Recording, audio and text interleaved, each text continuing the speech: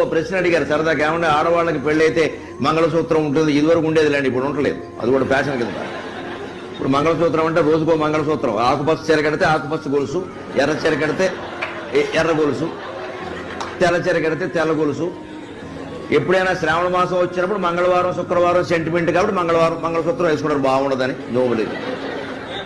అంతవరకు ఆ మంగళసూత్రాన్ని ఎక్కడెక్కడో పెడతారు. ఒక ఆవిడ చాలా తెలివిగా ఫ్రిడ్జ్లో పెట్టింది మంగళసూత్రం, ఎందుకంటే మా ఆయన 10 కాలాల పాటు చల్లగా ఉండాలంటే అందుకంటే మళ్ళీ కష్టం కదా, మనం చల్లగా ఉండాలి, లేదా వేడెక్కిపోతాడు బయటకు వచ్చాడు అని. ఆడవాళ్ళకి పెళ్ళైతే గుర్తుగా మంగళసూత్రం ఉంటుందండి, మగవాళ్ళకి పెళ్ళైతే ఏముంటుంది అన్నారు. పెళ్ళైతే గుర్తుండాలి కదా, మరి ఆడవాళ్ళకి గుర్తుగా మంగళసూత్రం ఉంటుందండి, మగవాళ్ళకి ఏముంటున్నారు, ఏడు మొహం ఉంటుంది చూసుకొని చెప్పాను.